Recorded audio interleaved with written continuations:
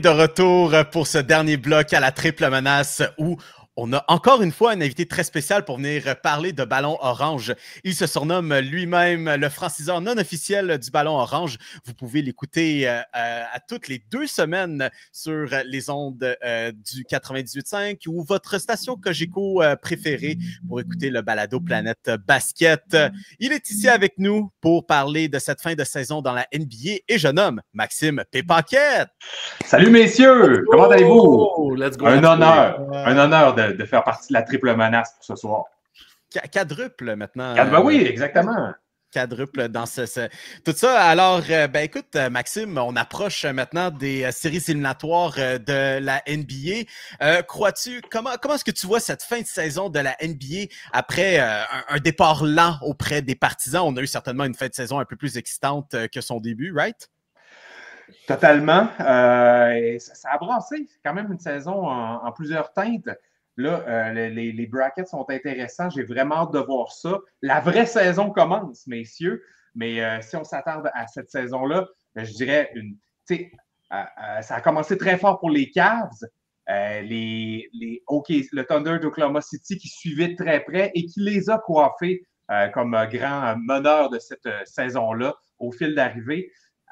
En étant chauvin un petit peu avec le meilleur Canadien présentement dans la NBA, peut-être même le meilleur joueur de la NBA présentement, Shai Gilgeous-Alexander et Luguentz-Dort, le meilleur Québécois qui est peut-être de l'histoire, on verra, là, ça c'est encore à déterminer, mais bref, deux de nos gars d'ici qui sont dans cette équipe-là, ça fait du bien de les voir terminer premier pour une 2e année consécutive, mais cette fois-ci avec beaucoup d'avance. Non, certainement. Et ça a été effectivement une fin de saison assez rock'n'roll, surtout dans l'Ouest. On a eu beaucoup de congédiements qui se sont donnés assez tardifs. Bien sûr, Taylor Jenkins avec les Grizzlies de Memphis qui, avec un dossier de 44-29, ont décidé que c'était assez. Ja Morant aussi qui a fait beaucoup jaser en fin de saison avec des célébrations qui font douter un petit peu. Exact. Le coup de la grenade pour ne pas faire encore une autre célébration d'un fusil. Et de nulle part, on apprend que Michael Malone et Calvin Booth sont partis à Denver. Comment tu as réagi à ça? Que faisais-tu pendant cette nouvelle sortie de nulle part? C'est tellement bizarre, hein? Ils ont une bonne fiche, les Nuggets, là, 50-32. Tu congédies ton entraîneur avec 3 matchs à faire. Tu penses que tu vas redonner un regain pour les séries éliminatoires? Il me semble que c'est comme le temps d'assir tes assises, justement, puis de te préparer pour les séries. Vraiment un mouvement bizarre. C'est sûr qu'à l'interne, il se passe quelque chose. Nikola Jokic a été consulté. En fait, il a été averti que ça arrivait, mais c'est sûr que ça cache autre chose qu'on ne sait pas encore. Il y a des histoires qui vont ressortir certainement parce que ça fait aucun sens de congédier ton entraîneur avec 3 matchs à faire une saison. Quand tu te prépares à être la quatrième meilleure équipe dans l'Ouest, qui est la conférence la plus relevée. C'est une autre décision cette année avec l'échange de Luka Doncic qui ne font aucun sens pour moi, mais bon, il faut s'habituer, c'est ça la NBA, ça a l'air, hein? mais quand même, je me dis en même temps, on a eu l'effet escompté. On a gagné nos 3 derniers matchs. Ouais. Ça allait pas bien dans les semaines, les jours avant ce stretch-là. Finalement, c'est pas grand-chose qui sépare une 4e place avec un avantage du terrain au premier tour à je suis le dernier seed qui n'est pas dans le play-in en ce moment. Tu as totalement raison. La conférence de l'Ouest est très, très, très relevée. C'est juste que ça ne me rentre pas dans la tête là, que ça soit une décision qui fasse du sens. Il faut qu'il y ait quelque chose de plus gros qui se cache derrière ça parce que Michael Malone va se retrouver un emploi assez rapidement. C'est un excellent coach. C'était d'ailleurs le père des Lakers de Los Angeles dans les 3 dernières saisons. Oui. Les Nuggets qui ont réussi à battre les Lakers coup sur coup. Puis, il avait l'air tellement d'être un bon gars, d'être une figure justement paternelle. En même temps, one of the boys. On pourrait spéculer longtemps à savoir qu'est-ce qui s'est passé, mais j'imagine que ça va ressortir tranquillement. Mais pour que Nikola Jokic ne fasse pas de vague avec ça non plus, qu'il l'accepte, qu'il ne mette pas son veto à quelque part, puis qu'il dise, il faut que lui, à quelque part, qu'il l'ait accepté aussi. Mais en même temps, Nikola Jokic n'est pas le gars qui va nécessairement s'interposer dans toutes les décisions Il est assez calme comme gars. Tant qu'il peut aller retrouver ses chevaux pendant l'été, je pense qu'il y a... Oh, c'est bon. Vois-tu, d'ailleurs, là, on a peut-être un poste d'entraîneur-chef qui s'en vient vacant à San Antonio. Michael Malone, on sait quand même un protégé de Greg Popovich. Est-ce une possibilité?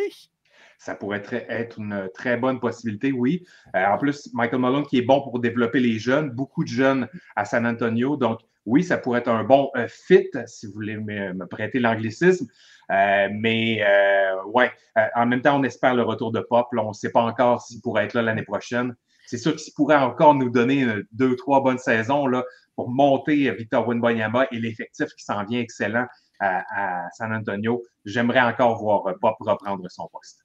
Ouais, t'as compris, Pop, t'es attendu à San Antonio, fait qu'il va falloir que je lâche le podcast, on attend à San Antonio. Écoute, je finis le podcast, je finis d'écrire quelque chose, puis je me dirige à Bagotville directement voilà, à San Antonio. Mais tu sais, pour les Spurs, c'est le fun, parce que si Mike Malone s'en vient, ben tu sais, t'as un jeune joueur du côté de San Antonio qui demande à être développé, qui vient supporter Victor Wembanyama, puis qui a joué 82 matchs cette année en plus. Tu sais, Chris Paul aurait besoin de ce genre de coach-là. Le jeune Chris Paul, exactement. Hey, 20e saison, puis tu joues 82 matchs. C'est le monde dans lequel on vit. Hein? Oui, il n'y a pas un style de jeu très taxant, par exemple. Il utilise peu son impulsion. Il court plus comme il le faisait auparavant. Je pense qu'il s'économise justement dans son style de jeu pas mal depuis 7-8 ans. Là. Ouais, probablement. On va aller directement avec les séries éliminatoires parce que comme on a dit en début de bloc, on connaît maintenant tous les affrontements, à commencer dans l'Est et non les Raptors de Toronto malgré leurs acquisitions avec qui on a discuté. Max, d'ailleurs, à ton émission, je vous invite encore une fois aux auditeurs à aller consulter Planète Basket. On a fait un bel épisode où vous m'entendrez d'ailleurs parler des Raptors et Brandon Ingram. Le pari devra attendre à l'année prochaine. D'ici là, nous avons quand même 2 séries éliminatoires assurées dans l'Est qui sont les Knicks contre les Pistons ainsi que les Pacers contre les Bucks. Si on revient au début de saison, Max, est-ce que les Pistons, c'est une équipe que tu t'attendais à voir en 6e tête de série dans l'Est? Écoute, si on regarde froidement l'effectif, tu te dis il y a tellement de bons jeunes joueurs dans cette équipe-là. À chaque année, justement, on termine dernier, puis on va repêcher un très haut joueur, un très grand joueur dans une position très haute. Donc, tu te dis, sur papier, on a l'effectif pour se rendre loin. Cade Cunningham, qui est un bon leader, puis qui fait sa place de plus en plus dans la Ligue. On le considère très peu pour des grands honneurs. Ça, c'est un autre dossier. Mais donc, si tu regardes l'effectif sur papier, mais après ça, si tu regardes comment le développement a été fait dans les dernières années, ben, tu te dis, bon, il va encore finir au fond du classement. Donc, non, je ne les voyais pas très haut cette année. Donc, vraiment une belle surprise. Puis, d'ailleurs, BJ Bickerstaff, je le mets très haut dans ma liste d'entraîneurs de l'année parce qu'il a fait revirer la situation de bord complètement. On a 3 fois plus de victoires qu'on en avait l'année dernière. On a réussi à ne pas coller de défaites comme on l'avait fait historiquement l'année dernière aussi. Donc, ouais, très, très, très belle surprise, les Pistons de Détroit cette année. Puis, je veux juste ajouter un point sur les Pistons qui, officiellement, avec la fin de la saison aujourd'hui, 6e plus grosse augmentation de victoires entre 2 saisons de l'histoire de la NBA. Wow. Puis, voulez-vous que je vous nomme les 5 vite? Vas-y donc. T'as les Celtics de Boston de 2007 à 2008 qui ont ajouté Ray Allen et Kevin Garnett. T'as les Spurs de San Antonio de 97 à 98 qui ont ajouté juste Tim Duncan au repêchage. Quoique ça manque un peu de contexte parce que 97, on se rappelle que David Robinson manque toute la saison, les Spurs, etc. Ça gagne 20 victoires. On rajoute Tim Duncan au repêchage. Merci beaucoup. 3e rang, tu as 89. À 90, les Spurs, c'est là qu'on rajoute David Robinson. Les Suns de 2004 à 2005, tu signes Steve Nash comme agent libre. Et 5e, les Celtics de 79-80 qui ajoutent Larry Bird. Les Pistons ont ajouté Tobias Harris. Mais c'est quoi, c'est ça, Max, je vais te poser la question aussi. Penses-tu que c'est ça, les Pistons ont-tu joué, ils ont joué au-dessus de leur tête cette année ou c'est depuis quelques années, on parle de cet effectif-là qui est talentueux, est-ce que c'est que les Pistons ne répondaient pas aux attentes, puis là, c'est qu'on a juste atteint le niveau qu'on était supposé? Est-ce qu'on sous-performait depuis quelques années, puis là, on a atteint le niveau auquel on est supposé être? C'est vraiment que cette amélioration folle là, du groupe en quelques mois à peine?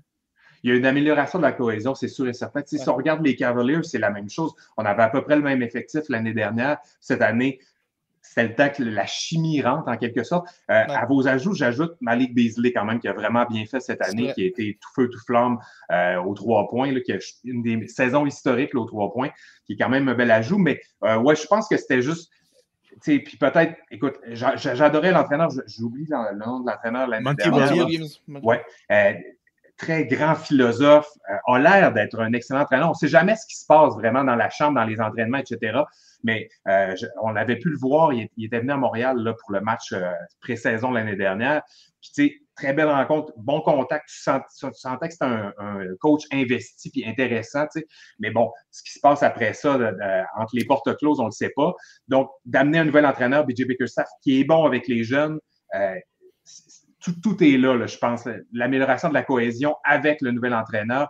Je pense qu'on avait grandement sous-performé l'année dernière, puis que là, les choses se sont pas mal mises en place cette année. Tu sais.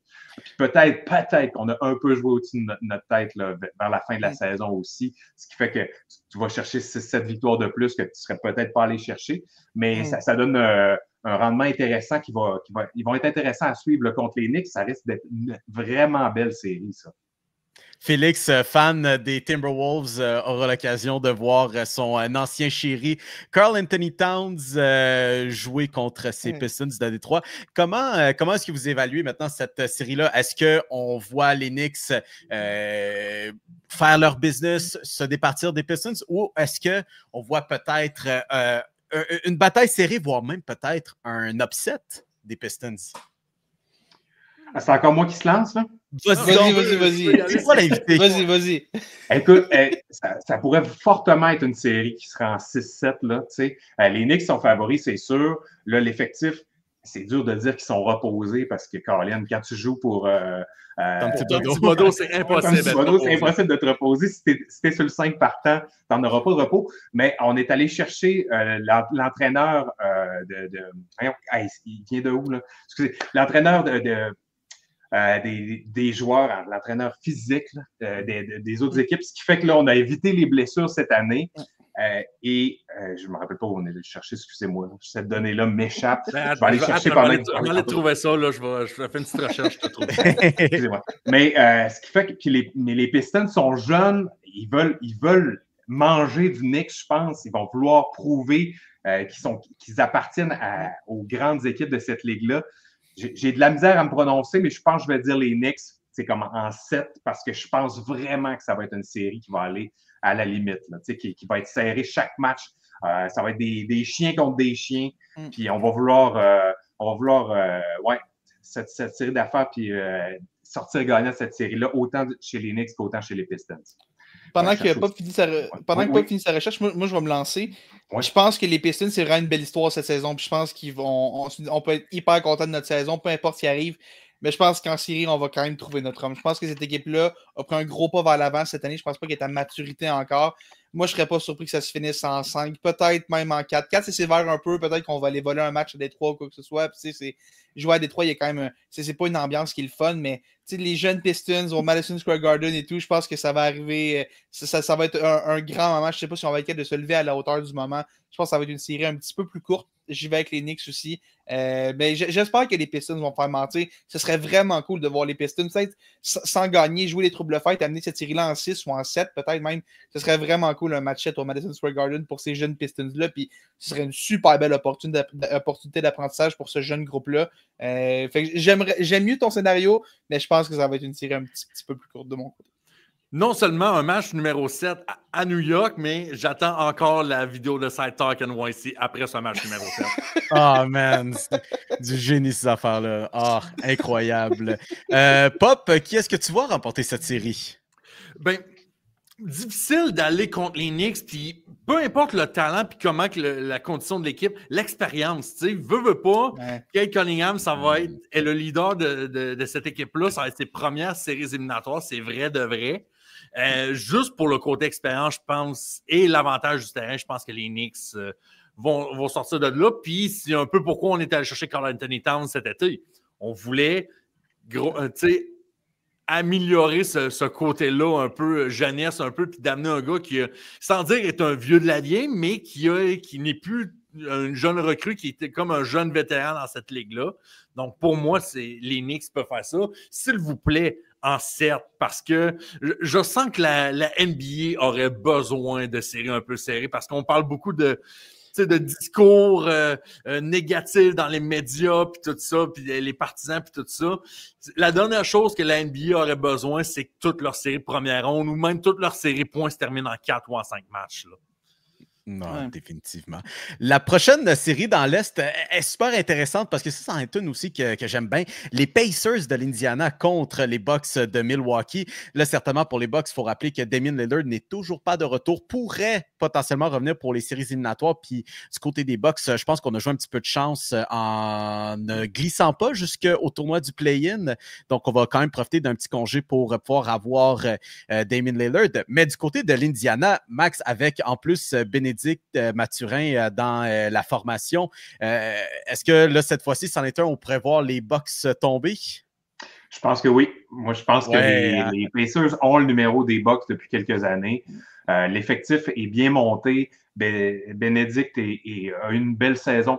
Bon, ça aurait pu être encore mieux, mais disons que oui, je pense que les Bucks sont sur une espèce de pente descendante. Puis sans Lillard en plus, ça ne sera pas facile. Je pense que ça va être comme, je dirais, Pacers en 6, si j'avais à me prononcer. J'ai la même prédiction. L'année passée, je prédisais que les Bucks, c'était l'upset le plus facile parce qu'on avait tellement mal fini la saison avec Doc Rivers qui est arrivé. Les Bucks m'inspirent absolument pas plus confiance. C'est-à-dire que Lillard soit là ou non, d'ailleurs.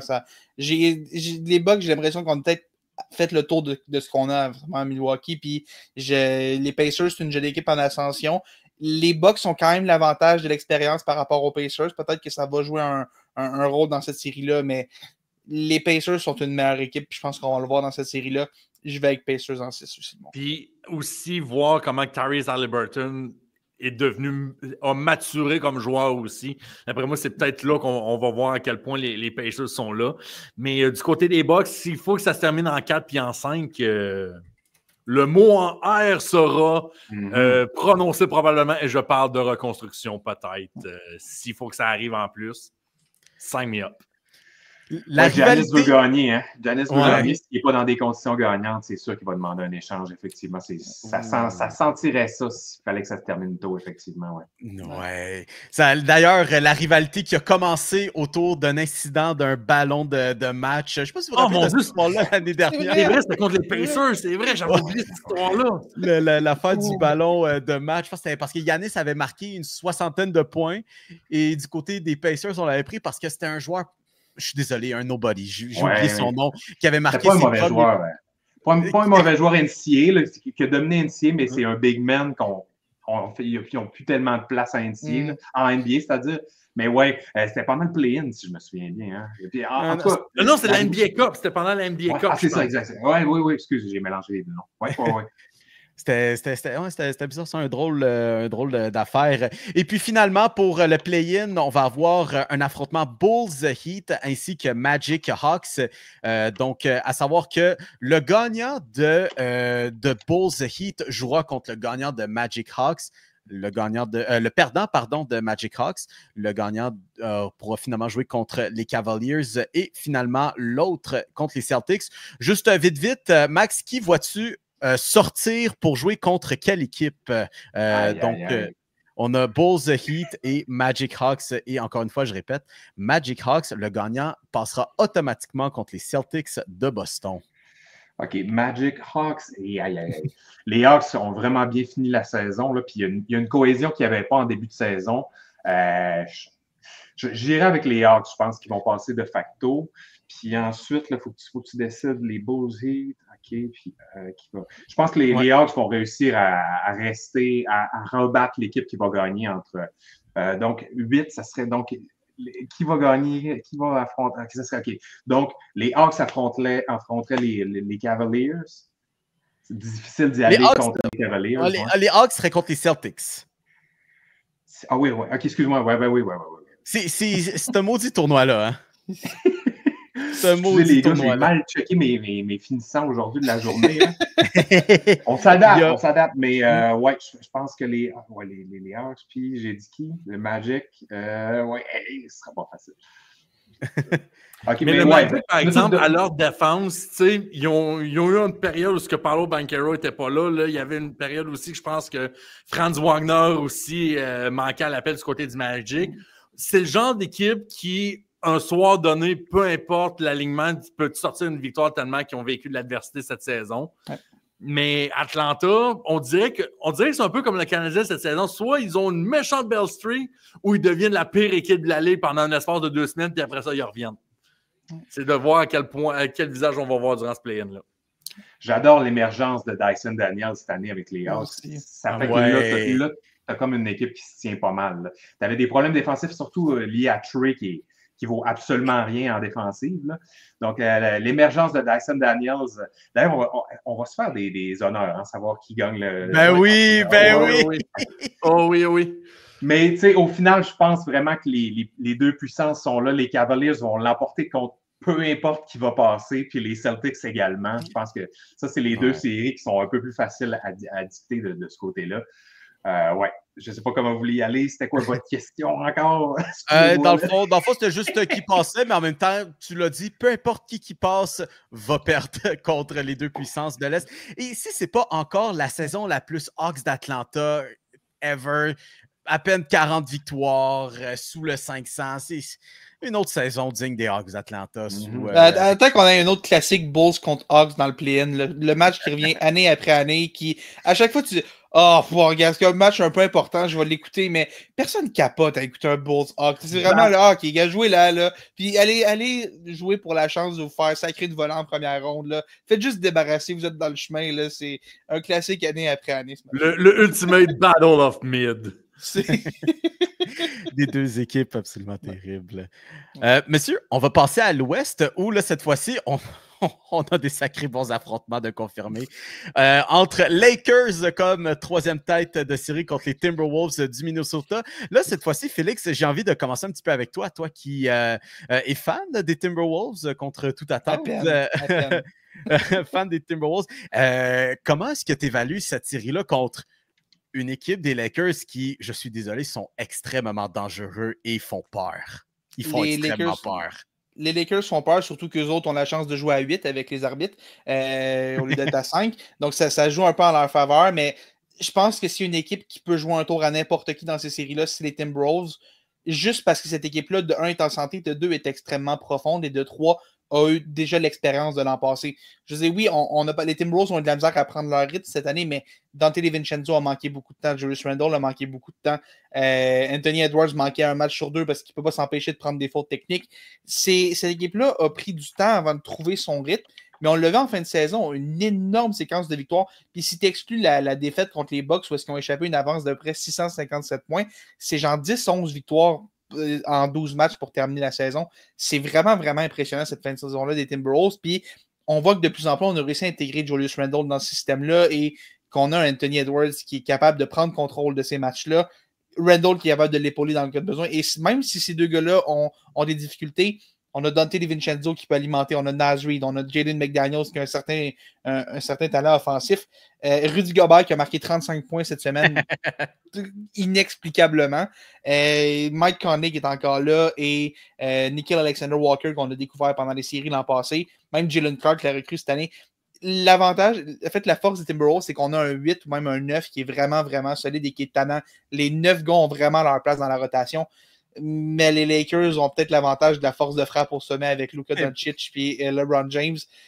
Je pense que ça va être une série plus serrée qu'on pense. Mon cœur de fan me dit Timberwolves en 7, mais j'ai l'impression que les Lakers pourraient gagner en 6 ou en 7.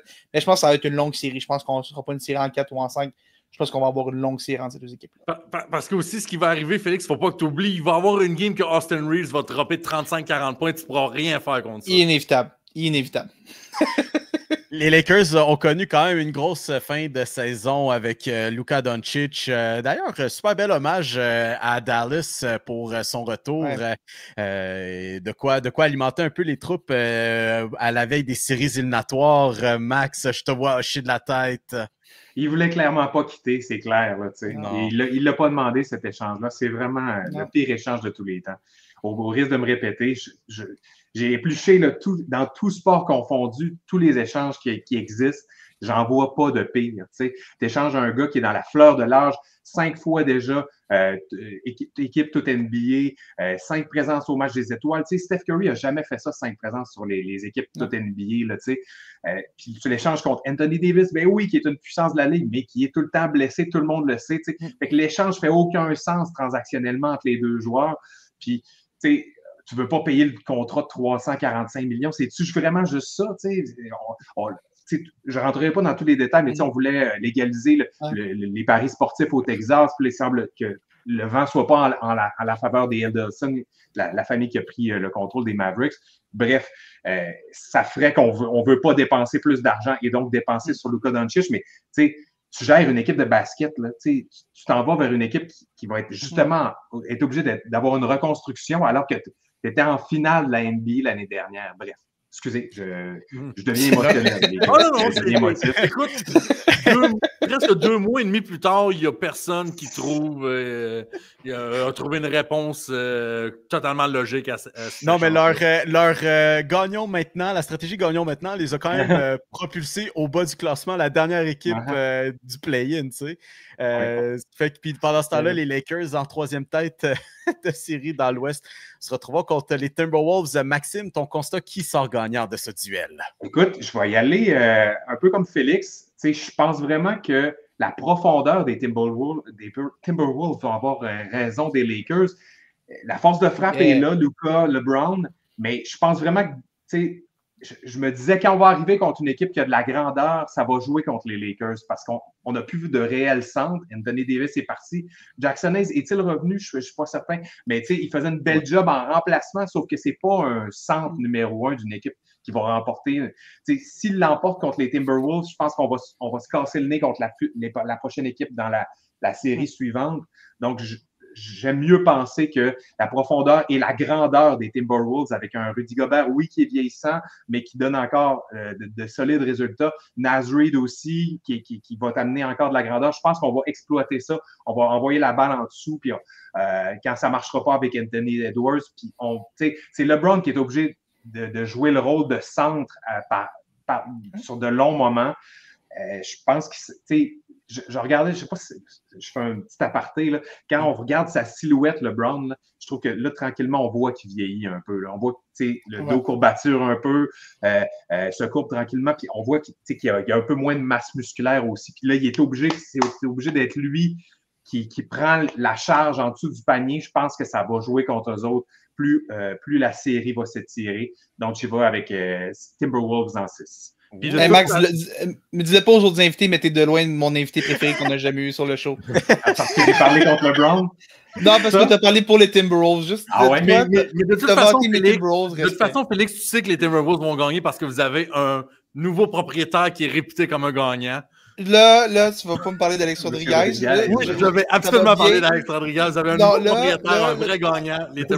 Arrête de parler. Je veux pas entendre parler de Rodriguez. Je suis content qu'il y ait de la stabilité. C'est la seule chose que je suis content. Mais là, parle-moi pas d'Alex Rodriguez. On va battre les Lakers, puis on s'en va gagner le championnat. Ça y est, je suis tanné, là. Les chaises de camping sont sorties, mesdames, messieurs. Je suis prêt. Si vous cherchez mi-juin, je suis dans le Minnesota. T'es pas sur 5-4? T'es en train de célébrer les deux. Je vais faire les deux. Si c'est la même journée, je vais faire les deux. Inquiète-toi pas. Grosse semaine. Et Pop, finalement, toi, comment tu vois ça, cette série-là? Ben, moi, je pense que le meilleur joueur est chez les Lakers. Le basketball reste un sport où, quand tu as le meilleur joueur dans ton line-up, c'est difficile de ne pas avoir l'étiquette de favori. Donc, pour moi, les Lakers, si Luka tient la route et reste... Ah, je pensais que tu parlais de Naz Reid. Oh, absolument. Ah, mais ça, Naz Reid, ça, c'est dans mon cœur, ça. Ça, c'est pas pareil, ça. Moi, je pensais qu'il fallait être Bronny James, tu vois. J'ai perdu complètement. Oh, Félix, oublie pas aussi que Bronny James va dropper 20 points, puis on va l'entendre pendant 2 jours dans tous les médias, puis ça sera insupportable. Mais pour vrai, t'as Luka Doncic, puis si vraiment ce gars-là veut prouver qu'il est capable d'avoir la durabilité, chose qu'on reprochait justement de cet échange-là avec les Mavericks de Dallas, c'est le moment de le prouver. Si tu es capable d'être tough, d'être en bonne shape physique, c'est le moment de le prouver.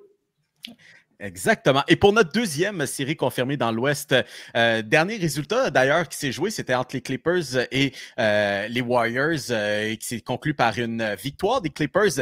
Ils croiseront donc le fer avec l'équipe qu'on a parlé en début de bloc, les Croquettes de Denver. Max, on sait que les Nuggets, c'est une sale bête en séries éliminatoires, certainement avec un Jamal Murray qui est en hibernation à quelque part, prêt à sortir pour les séries éliminatoires, là. On l'espère, en tout cas, ouais. C'est fou, hein, depuis l'année dernière, il n'est plus l'ombre de lui-même. Ah, mais il a toujours ce potentiel-là. Quelle est la blessure qui l'affuble? Je me le demande toujours, là, tu sais. Bref, je pense que les Nuggets vont l'emporter. C'est dur de miser contre Nikola Jokic, qui est un si grand joueur, qui a eu tellement une grande saison aussi. Mais c'est sûr que de voir aller les Clippers en fin de saison, c'était spécial, là. Une équipe qu'on n'attendait plus à quelque part, mais dont les joueurs se réveillent tranquillement. Une série de 8 victoires pour terminer la saison. Ça va être une belle série. Tu sais, à date, là, ça augure vraiment, vraiment bien pour les séries 2025 de la NBA. Mais j'y vais pour les Nuggets en 6. Ouais, en 6. Ça peut juste bien se passer pour les Clippers tant que Kawhi Leonard reste en santé. Ça reste toujours le plus gros facteur. Puis là, bon, regarde, il a commencé la saison blessé pour Non, j'aime trop Kawhi Leonard, mais il faut qu'il reste en santé. Je pense que c'est la clé d'un succès potentiel pour les Clippers. Mais encore une fois, Félix, j'ai hâte de t'entendre. Toi, d'ailleurs, justement, tes Timberwolves qui ont sorti les Nuggets champions en titre l'année dernière en séries éliminatoires. Là, cette fois-ci, est-ce que tu mets en avantage contre les Clippers? Moi, j'ai hâte de voir l'impact du fameux mur des Clippers. J'ai hâte de voir si ça va vraiment avoir un impact dans cette série-là. Le genre de mur de fans, là. Je me demande si ça pourrait vraiment... parce que je pense que c'est la première fois qu'on va le voir en série pour de vrai, ce mur-là. Puis, tu sais, ça a quand même marché, surtout au début de saison. On le voyait beaucoup. Puis, j'ai hâte de voir si ça va donner en série cette année. J'ai hâte de voir si ça pourrait jouer un petit peu dans la tête des Nuggets qui, peut-être, sont un petit peu fragiles avec tous les congédiements de la semaine. Mais je pense que les Nuggets ont l'avantage. On a déjà été là. Nikola Jokic a déjà gagné un championnat avec ce noyau-là, avec Jamal Murray, Michael Porter. Je vais donner un avantage aux Nuggets, mais c'est aussi, j'ai vraiment l'impression que c'est une série qui pourrait aller d'un bord comme de l'autre. Je vais y aller avec Nuggets en 7 personnellement. Puis si tu me dis que les Clippers gagnent ce match-là, ce 7e match-là, je pourrais le croire à 100%, mais je vais y aller avec les Nuggets parce qu'il faut que je fasse un choix entre les deux. Mais s'il faut qu'ils gagnent le match numéro 7, il ne faudrait pas que les Clippers soient en avant 3-1 dans la série contre les Nuggets. Non, pour rappeler cette fameuse série dans la bulle, c'était supposé être l'année que ça allait être finale de conférence Lakers-Clippers. Les Lakers étaient au rendez-vous. C'est déjà que les Clippers, dès que tu mets un once d'espoir sur les Clippers, ils vont me décevoir. Mais tant que tu n'as pas Doc Rivers comme coach, c'est ça, t'es correct. Si tu veux perdre une série quand tu mènes 3-1, appelle Doc Rivers pour venir coacher. Ça devrait se produire. Quel homme. Et finalement, là, on va appliquer un peu la même règle, en fait, pour ce qui est Kings Mavericks dans le play-in, que peu importe qui va passer. Mais par contre, l'autre play-in, Warriors Grizzlies, c'est vraiment intéressant parce que Warriors qui ont quand même connu une pas trop pire fin de saison avec l'acquisition de Jimmy Butler, mais là, qui ont quand même glissé. Puis les Grizzlies, qui, honnêtement, c'est assez terrible. Là, 4 victoires et 5 défaites depuis le congédiement de Taylor Jenkins. Max, vite, ton ressentiment pour ce duel. Mon ressenti, j'y vais Thunder à 100%, Rockets. Colin, c'est tough de miser contre Steph Curry quand même, là, si les Warriors passent. Mais écoute, ça pourrait être vraiment une bonne série. Rockets, Warriors, là. Je pense que Thunder, peu importe qui tu leur mets devant, à moins d'avoir un grand centre l'autre bord, ça va être ça qui va leur faire peur. Des grands défenseurs. Si tu doubles chez, le problème va être là du côté c'est de cette série-là qu'on parle, là, excuse. le Thunder, les seules faiblesses, c'est on dit que c'est l'expérience, mais moi, ça, je suis pas d'accord. Je pense que l'année dernière, ils ont appris à perdre en série. Puis, tu sais, quand je regarde beaucoup de vidéos d'analyse, on mentionne jamais le fait que ton noyau, c'est-à-dire chez Gilgeous-Alexander et Luguentzdorf, ont joué des gros matchs là, internationaux. On a eu des victoires contre l'Espagne, contre l'Argentine, contre les États-Unis. Nomme-les. Ça fait partie du noyau du Thunder d'Oklahoma City. Donc, mais le seul vrai point négatif que je vois, c'est de Shea a joué des matchs en tabarouette dans les 3 dernières années là, pour qualifier le Canada pour les championnats internationaux, en France l'été dernier aux Jeux olympiques. Même chose pour Luguentzdorf. Donc, ça, la fatigue va-t-elle rentrer en ligne de compte tranquillement du côté de Shai Gilgeous-Alexander et Luguentzdorf? Et comme deuxième joueur, Jalen Williams, oui, excellent joueur, mais quand Shai va être doublé en série, est-ce qu'il va mettre les gros shots dedans? Est-ce que Luguentz va mettre les gros shots dedans? C'est ça le questionnement. Est-ce que les numéros 2, 3, 4, 5, Chet aussi, je ne l'ai pas nommé, mais vont être capables d'assurer quand Shai va avoir beaucoup de pression sur eux autres. Mais bref, pour la première ronde, je pense qu'il n'y aura pas de problème. On va passer les Grizzlies ou les Kings ou les Mavericks si c'était eux qui l'emportaient, mais je pense vraiment que ça va être les Grizzlies qui vont quand même se faufiler là. Oui, je vous laisse parler, excusez-moi, j'ai pris beaucoup de temps. Si tu avais deux piastres à mettre, là, est-ce que Thunder, c'est ton équipe qui se rend jusqu'en finale? Oui, moi, cette année, je pense vraiment que ça va être leur année. Ouais. Je sais que c'est pas le consensus du tout là, sur les internets présentement, mais je pense que, justement, ce qu'on leur met comme tort, ce qu'on leur met comme défaut, je ne vois pas ça comme des vrais défauts. À part si les deuxièmes joueurs, quand Shai va être doublé, je me répète, là, mais quand Shai va être doublé, est-ce que les autres joueurs vont être capables de mettre les gros shots dedans? C'est là mon questionnement. Puis je pense qu'on est prêt à passer à un autre niveau. Je pense que Chet, Jalen, Luguentz, Kayson Williams, nommez-les tous, je pense que là, ils ont eu une grosse année, ils ont appris à gagner et ils vont faire un gros chemin en série. Ouais, je pense vraiment que c'est mon pronostic. Si vous me demandiez de mettre un champion là je mettrais le Thunder cette année. Ouais. Les fantômes de Russell Westbrook, Serge Ibaka et Kevin Durant, levez-vous. Exactement. Voilà. Avant qu'on passe aux honneurs... Est mort? Ben, écoute, les Suns... Il est plus fort, en tout cas. Il est pas mort, mais il est plus fort. Aïe, c'est tough. Mettre 220 millions sur une équipe et pas être capable de se rendre jusqu'aux séries, ça fait mal. Mon Dieu. Bon. Avant qu'on passe aux honneurs individuels, Félix Pop, si vous aviez à jouer un peu la prédiction, qui sort grand gagnant de tout ce petit tournoi des séries éliminatoires? Ce petit tournoi des séries éliminatoires, moi, je pense que ça va être Cleveland. Oh. Parce qu'on sait déjà que si la NBA est vraiment truquée, ils vont arranger pour que Cleveland affronte LeBron James et les Lakers en finale. Oh, wow! J'avais même pas pensé à ça, mais j'adore ça. Ils vont trouver un moyen de mettre les Lakers en finale, puis ça va être contre Cleveland. Puis souhaitons aussi que les Cavs réussissent. Parce que, tu sais, Cleveland sera toujours l'organisation que genre, ouais, vous avez gagné un championnat en 2016, mais, tu sais, vous ne gagnerez jamais un championnat sans LeBron. Fait que, tu sais, je pense qu'il y a ça à exorciser un peu de ce démon-là, du coup. Exactement, Mio. Le singe sur l'épaule à Cleveland, il commence à être pas pire, là. Peut-être qu'il est là à Rambouillet en ce moment, là. On ne sait pas.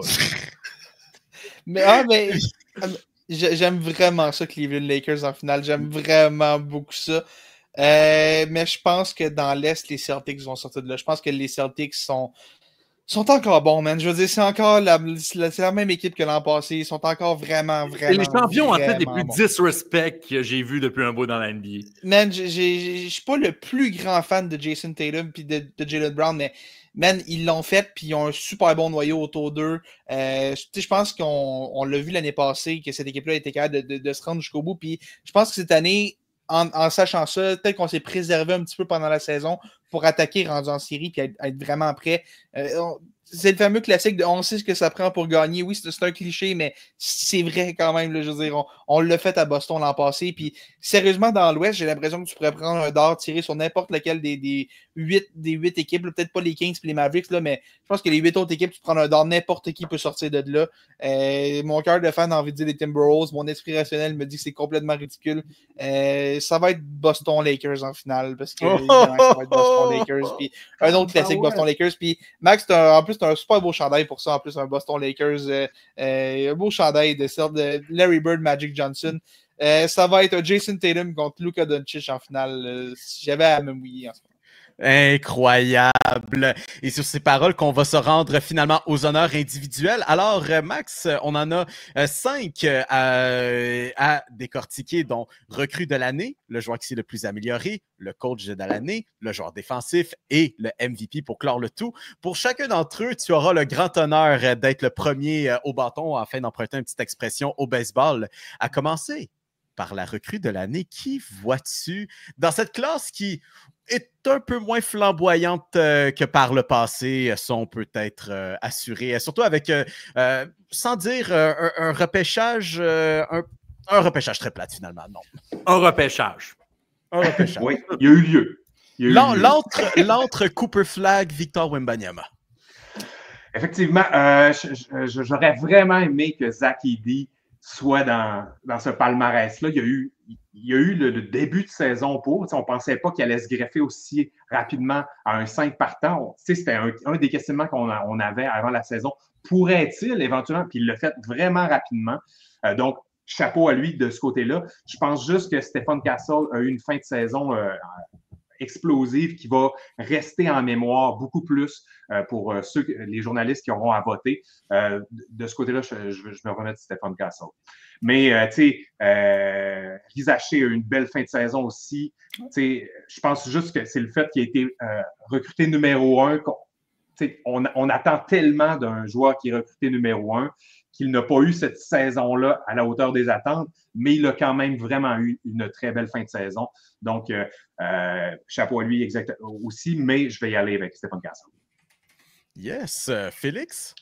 J'y vais avec Stéphane Castle. Honnêtement, j'ai rien à ajouter. Je veux dire, Max a fait tout mon argumentaire pour moi. Je veux dire, prenez ce qu'il dit, copier-coller, je fais du plagiat total sur sa réponse. Je l'avais vu sur ta feuille. C'est ça, je me disais, je suis comme, voyons, les mêmes mots, mêmes phrases, la même construction de phrase, c'est bien bizarre. Fait que c'est le même argumentaire que Max. Prenez la même chose pour moi, Stéphane Castle. Finalement, Pop. Écoute, Stéphane Castle, c'est une bonne chose. Peut-être Alex Sarr aussi, peut-être les Wizards de Washington, je pense, tu sais. Autant que Zachary Rizaché, peut-être, fait moins parler de lui, justement, avec son statut de joueur repêché au premier rang, mais Alex Sarr, tu sais, a un peu la même chose parce qu'il joue dans une équipe totalement exécrable à Washington. Mais je pense, un peu comme mes deux autres compères, Stéphane Castle va lui donner, mais si j'avais à nommer quelqu'un, peut-être Alex Sarr du côté des Wizards de Washington. Et salutations à Jared McCain qui semblait avoir le trophée au bout de ses bras rendu au mois de novembre, mais qui finalement, non, ça ne semblera pas. Une blessure un petit peu exécrable. Ensuite, on va passer au joueur qui s'est le plus amélioré en 2025. Un prix quand même assez controversé pour qu'est-ce qui qualifie vraiment un joueur qui s'est le plus amélioré. Max, que voit ta boule de cristal? Ouais, on a souvent la tendance à donner ce trophée-là à des joueurs qui sont très bons et qui deviennent des stars. Tu sais. Dans les dernières années, ça a été le cas avec Ja Morant, entre autres. Mais je pense que cette année, ça va être un joueur, on l'a nommé un peu plus tôt dans le podcast, Dyson Daniels, qui a fait vraiment des grands pas cette année, qui est passé de joueur à peu près inconnu à un des meilleurs défenseurs de périmètre de la Ligue, le plus de vols de balles cette saison. Sinon, Peyton Pritchard, qui a vraiment bien fait aussi, qui arrivait en renfort dans les dernières années, mais tu sais, un peu invisible, cette année, a eu des gros matchs. Puis justement, vous parliez du fait de se reposer chez les Celtics. Il a aidé grandement à ce que les autres joueurs se reposent en donnant de grosses minutes cette année. Mais je pense que je donnerais ce trophée-là à Dyson Daniels cette année, qui a fait écarquiller beaucoup de yeux. Félix? J'aime beaucoup Daniels. Je pense que c'est le favori pour l'emporter. Et si j'avais à voter, je pense que mon vote irait à lui aussi. Mais j'aimerais aussi qu'on donne un peu d'amour à Denny Avdia parce qu'on parle tellement pas beaucoup des Wizards. Puis ce gars-là, vraiment dans l'ombre, a émergé comme un solide joueur pour les Wizards. Et bon, c'est très difficile d'évaluer un joueur des Wizards considérant que c'est tellement merdique tout ce qui est autour de lui. C'est vraiment, vraiment difficile, mais il a réussi quand même à ressortir, avoir des bons moments avec cette équipe-là des Wizards. Je pense pas qu'il va le gagner. J'espère au moins qu'il va avoir un petit peu d'amour de la part des électeurs. Je pense que Daniel, ce serait mon choix aussi, mais je veux pas qu'on oublie Denis Avdia dans tout ce processus. Pop! Rapidement, je pense que, tu sais, on parle beaucoup de Cade Cunningham, mais je pense que Malik Beasley, comment il a réussi à prendre beaucoup de responsabilités avec les Pistons. Moi, je pense que c'est peut-être quelqu'un qui mériterait des votes aussi. Mais, Malik Beasley. Pourquoi pas? Austin Reeves en est un autre aussi qui fait beaucoup jaser maintenant. Qui lui crut que 2-3 ans plus tard, Austin Reeves fasse partie du plan de match pour toute équipe jouant contre les Lakers. Vraiment, quelle histoire. Avec qui a LeBron James et Luka Doncic, déjà que le plan de match n'est pas déjà assez tough de même. Maintenant, tu dois inclure Austin Reeves. Quelle drôle de saison. Et les 3 derniers, alors on va essayer de clencher ça. Max, ton coach de l'année. Denio, vraiment, est même pas considéré, donc je pense pas qu'il va le gagner. Mais quelle saison quand même, là, même si c'est sur 3 saisons, quel travail il a fait avec ce groupe de jeunes joueurs-là. On le rappelle, là, l'équipe la plus jeune qui se qualifie pour les séries, une 2e année consécutive, la 2e plus jeune de tous les temps à remporter une conférence après eux l'année dernière. Donc, gros travail de Mark Denio, mais les Cavs, Atkinson, excusez-moi, a fait vraiment un job colossal, puis un petit fait francophile là-dedans. Là. Il a fait une partie de son basketball en France. Bref, tout ça, c'est très beau, mais je pense que ça va aller à BJ Bickerstaff, qui a amené une équipe qui allait nulle part en série, 6e quand même, une belle place en série. Bref, je pense que ça va aller à Bickerstaff. Félix Doc Rivers. mon préféré, Doc Rivers. Non, mais je suis un peu tanné que Max il est sur ma feuille parce que clairement, il y a les mêmes raisonnements que moi. C'est les 3 que j'aurais nommés aussi. Je pense que c'est les 3 qui ont brillé cette année beaucoup. Là, Atkinson, ce qu'il a fait avec cette équipe-là, puis Bickerstaff aussi. Incroyable ce que Bickerstaff a fait avec ces Pistons-là. Je pense que j'ai envie de donner de l'amour avec Bickerstaff. Et je pense qu'il ne faut pas oublier aussi à Houston, ce qu'on fait à Houston en ce moment. Je pense qu'il faut donner de l'amour à cette équipe-là, une jeune équipe. Mais j'irais quand même avec JB Bickerstaff. Je pense que ce qu'il a fait avec Détroit, que personne n'attendait là. Pas que tu l'as dit, c'est la 6e plus grosse amélioration de victoire d'une saison à l'autre. Derrière les équipes qui avaient ajouté des Steve Nash, des Kevin Garnett, des David Robinson, des Tim Duncan. On a ajouté Tobias Harris puis Malik Beasley. Là. Je veux dire, il y a eu un gros travail de coaching qui a été fait. Puis je pense qu'il faut souligner le travail de JB Bickerstaff avec je pense que je ne peux pas rien ajouter. Ma réponse à être JP Bickerstaff. Je ne l'ai pas déjà étalé un peu plus tôt sur le podcast. On le rappelle à quel point les Pistons sont arrivés. Puis c'est la première année de JP Bickerstaff. Le turnaround s'est fait avec lui. Je pense pas qu'il y ait vraiment de débat pour coach de l'année, vraiment. Je pensais que ça serait bien plus... Honnêtement, je pensais que ça serait bien plus unanime que ça ici. Non. Peut-être si les Cavs avaient fini premier là, de toute la ligue, peut-être qu'on aurait... Mais tu sais, il y a de très bonnes chances que les reporters votent pour Atkinson aussi. Là, ouais, je pense qu'Atkinson et Bickerstaff, les deux se défendent très bien. Puis je pense que il y a un argument à faire pour les deux. Puis c'est 2 niveaux différents. Udoka aussi, là, tu sais, c'est oui, un revirement de situation totale aussi, là, ouais. Le nom m'échappait, je ne sais pas pourquoi je ne l'ai pas nommé, là, mais oui, mais Udoka, 2e place dans l'Ouest, c'est quand même rien de trop terrible. On approche de la fin. Joueurs défensifs et MVP qui s'en viennent, à commencer par joueurs défensifs. Max, j'ai très hâte de t'entendre là-dessus. Ouais. Écoute, je me suis pris des petites notes pour ça, là. Non. T'es arrivé prêt, j'aime ça. C'était Victor, c'est tellement triste, en fait, qu'il se soit blessé et qu'il ne puisse pas le remporter. J'aurais quand même le goût de se donner quasiment. On ne peut pas faire semblant qu'il a joué 65 matchs. Mais sinon, Dyson Daniels est là, c'est sûr et certain. Il a reviré tout de bord à Atlanta de ce côté-là. Je suis vraiment triste parce que Luguentz mériterait d'être là. On mentionne Dyson Daniels comme le meilleur défenseur de périmètre, mais de quoi vous parlez? Regardez, comme le OKC n'arrête pas de dire, regardez les matchs, regardez-vous. Chaque équipe a sur son plan de match de mettre attention, c'est Luguensdorf l'autre bord. Il va falloir faire des écrans. On change nos plans de match en fonction de Luguensdorf à chaque fois. Vous l'avez sûrement vu passer, les statistiques des joueurs étoiles de la Ligue qui descendent dramatiquement lorsqu'ils affrontent OKC. Mais ce qui joue contre Luguens, c'est que toute cette équipe-là est capable de défendre. Mais tu sais, c'est le meilleur défenseur dans la meilleure équipe défensive de la Ligue et une des meilleures défenses de tous les temps. Puis c'est Luguens qui est la porte d'entrée de cette défensive-là. Donc, je ne comprends pas pourquoi les journalistes le favorisent pas plus. Bref, je pense que ce ne sera pas lui, puis c'est vraiment triste, mais mon vote va à Luguensdorf. J'y vais par chauvinisme. That's it, c'est fait. Luguens, tu le mérites, mais au moins il va être une des équipes défensives là, cette année, versus les autres années où il s'est fait voler carrément. L'année dernière, il aurait dû l'être. Moi, j'étais rendu dans les statistiques avancées de regarder par position. Il a fait, il est meilleur que Jalen Suggs, mais il ne l'a pas emporté. Cette année, au moins, il va être sur une des deux équipes défensives. Ça sera au moins un petit baume sur la plaie vive qui aurait dû être considéré comme joueur défensif de l'année. Je m'en me coucher, ça fait mal. Je suis complètement d'accord avec Max qui est couché dans son divan. Pour ceux qui n'ont pas la vidéo en ce moment, allez se coucher dans son divan, Max. Sérieusement, Luguensdorf mériterait de l'amour. Puis je pense que ce qui joue contre lui, c'est qu'il n'y a peut-être pas les stats. Souvent, on regarde les vols de ballon puis les blocs. Il n'a peut-être pas ces stats-là nécessairement. Puis je pense que c'est ça qui fait en sorte que Dyson Daniels se mériterait peut-être plus d'amour. Là, Draymond Green est parti dans une campagne médiatique pour le gagner. Draymond Green a quand même une bonne saison. Je ne sais pas s'il va le mériter, mais je pense qu'il va le gagner, mais je pense qu'il le mérite. Evan Mobley mériterait de l'amour aussi. Oui. Je pense pas mentionné, tu as raison. C'est ça, Evan Mobley qui est un pilier de cette défense-là à Cleveland. Je pense que j'irais pour Dyson Daniels personnellement, mais je pense qu'honnêtement, tu peux pas. Il y a tellement de bons candidats, c'est tellement difficile d'en trouver juste un, que ce soit Luguens, que ce soit Dyson Daniels, même les Clippers qui essaient de pousser la candidature de Zubac depuis quelques semaines. Il y a tellement de bons candidats pour ce trophée-là.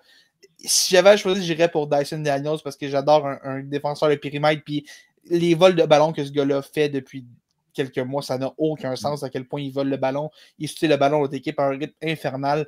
J'irais pour Dyson Daniels, mais je pense que c'est vraiment une question de préférence personnelle.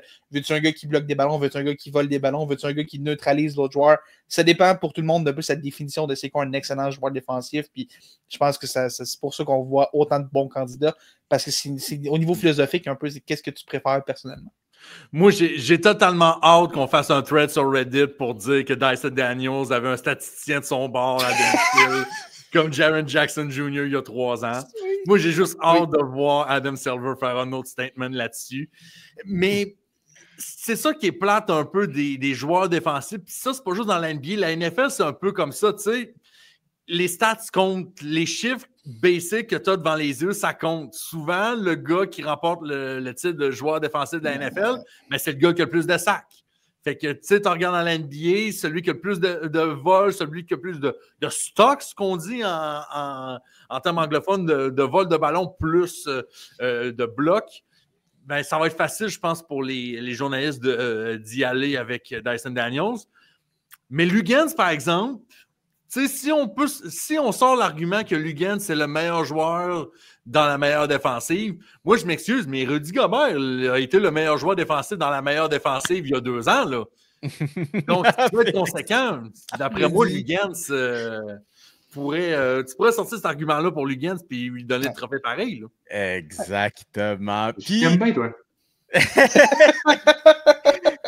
Puis Max, je pense que ça va pas trop être difficile de deviner mais pour terminer ça, qui est ton MVP? On sait, ça a été proche toute la saison. Il y a juste 2 bons candidats. Lequel sort vainqueur selon toi? J'ai pas le choix. Je vais encore par chauvinisme. SGA, une saison. On va se le dire, là, c'est 2 candidatures, Nikola Jokic et Shai Gilgeous-Alexander, qui auraient pu être le joueur de l'année dans tellement de saisons, dans à peu près les 15 dernières. Nikola Jokic qui a eu sa meilleure saison statistique plus que lors de ses 3 titres de joueur le plus utile. Donc, tu te dis, normalement, il devrait gagner. Mais SGA a tout révolutionné au niveau offensif. Ils sont la 3e meilleure offensive, puis tu regardes alentour de lui qui y a, ben, Colin, oui, il y a Jalen, oui, il y a Chet, mais il y a eu beaucoup de blessures pendant l'année. Ils ont maintenu le cap, ils ont maintenu le bateau à flot. 72 matchs de suite avec au moins 20 points, c'est le record ultime. S'il en fait un autre l'année prochaine, ben, il va battre le record de Durant, de Jordan. Il est dans la même phrase que justement des gars comme Durant, comme Jordan. Le plus de matchs de 20 points, le plus de matchs de 30 points, le plus de matchs de 40 points, le plus de matchs de 50 points. Puis, contrairement à Jokic, il est bon en défensive. T'sais. Moi, c'est l'argument massu qui fait pencher la balance. C'est un bon défenseur. Il était d'ailleurs mentionné là, il devrait être sur les 2 équipes défensives aussi cette année chez Gilgeous-Alexander. Donc, ça pèse dans la balance, alors que Jokic est moyen pour être généreux. Là. Il est moyen en défensive. Donc, pour moi, c'est ce qui fait pencher la balance en faveur de notre Canadien chez Gilgeous-Alexander.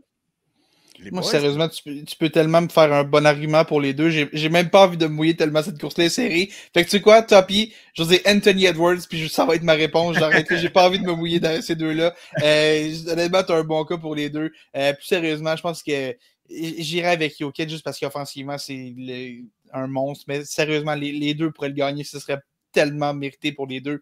Fait que ça, pour pas faire de malheureux, pour pas heurter les sentiments de personne, je m'éloigne de ces deux-là. Anthony Edwards est mon MVP. Parce que je sais qu'il y a personne qui est assez fan des Timberwolves pour que ça vienne les craquer vraiment. Fait que je vais avec Anthony Edwards comme MVP. D'ailleurs, avec notre ami de l'émission qu'on salue, Liam Hood, que lui est très pro Nikola Jokic dans cette affaire. Je vous confirme, c'est pas parce qu'il est en Indonésie avec sa douce en ce moment qu'il ne nous envoie pas un Muse of the Day sur Nikola Jokic à tous les soirs. C'est pas ça qui va nous empêcher. Écoute, moi, je pense qu'il y a 2 choses qui vont me faire pencher pour la balance, puis je vais y aller avec SGA pour le titre d'MVP. Veux pas, c'est plate ce phénomène-là, mais le voter's fatigue, ça va arriver. Je pense que de ce côté-là, même si on veut se faire croire que ça ne rentre pas en ligne de compte un moment donné, je pense pas que Jokic va remporter. Ça va être quoi, un 4e MVP en 5 ans? Et il aurait mérité les 4 en plus, on en a donné un. Il aurait même mérité le 5e quand Joel Embiid a remporté le sien. Mais je dis pas qu'il l'a remporté, mais veut pas, ça va arriver à un moment donné. Puis la deuxième affaire, c'est que SGA, le gros narratif qu'on a cette saison, c'est que ce gars-là, est trop dépendant au lancer franc pour accumuler les points. Shai Gilgeous-Alexander va devenir le 33e joueur de l'histoire à faire une saison de 32 points ou plus par match. Et tu regardes le nombre de lancers francs qu'il prend par match, il est 27e en ce moment. C'est tout ce narratif. Juste avec ça, tu peux tuer ce narratif-là que ce gars-là a besoin de lancer franc pour avoir ses points. Fait que juste pour ça, le voter's fatigue, ça va aller à SG. Mais par contre, ça va être serré. Je sais pas qui va gagner, mais peu importe, ça va être serré. Absolument. Ça va se jouer.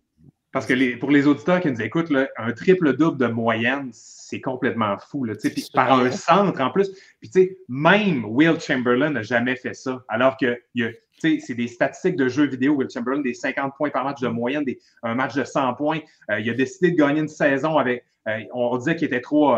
Qui bouffait trop la balle. Il a décidé une saison de gagner le titre pour les assistances. Il pouvait faire ce qu'il voulait sur un terrain, puis il n'a jamais fait une saison de triple-double comme le fait Nikola Jokic cette année. Fait, ça aussi, ça pourrait faire pencher la balance. Mais comme tu l'as dit, c'est plate que ça existe, ce phénomène-là. On devrait écarter tout ça complètement, puis juste voter pour le meilleur joueur de la saison. Mais oui, ça rentre en ligne de compte. On va vouloir quelqu'un de nouveau. Et je pense que, je l'ai déjà dit, mais Will Chamberlain qui a déjà fait une saison complète avec une moyenne de 48,5 minutes par match alors qu'un match de basketball dure 48 minutes. Ça fait juste pour vous montrer à quel point ce gars-là est un alien dans son temps. Je ne sais pas c'est quoi.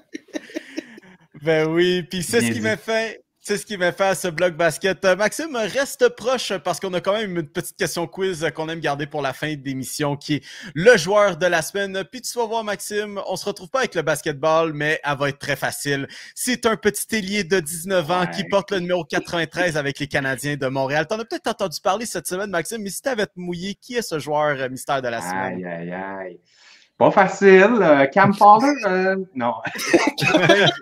Le demi-gars. J'ai envie de pencher pour Doug Gilmour. Je sais pas, peut-être, probablement lui. T'en sors une vieille.